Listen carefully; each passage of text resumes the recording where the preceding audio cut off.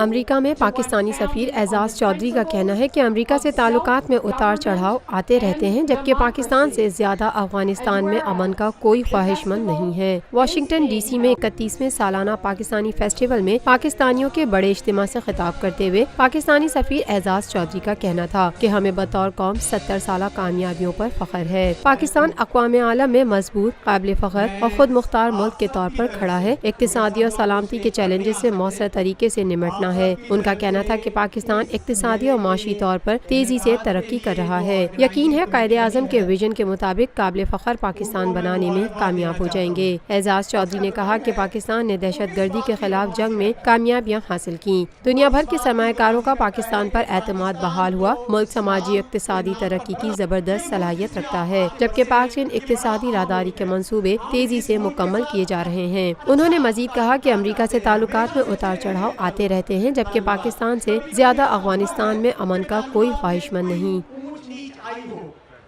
یہ ہوا ہے، لیکن میں آپ کو بتاؤں کہ پاکستان یہ چاہتا ہے کہ تو سلامت وطن تا قیامت وطن، تو سلامت وطن تا قیامت وطن۔ میرے عزیز ہم وطنوں، السلام علیکم۔ 10 کروڑ پاکستانیوں کے امتحان کا وقت آ پہنچا ہے۔ جنگ شروع ہو چکی ہے۔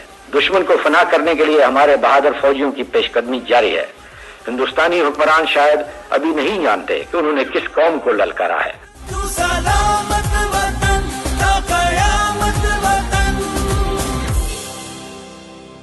Lotus Lake Towers, a groundbreaking endeavor by Lotus Properties.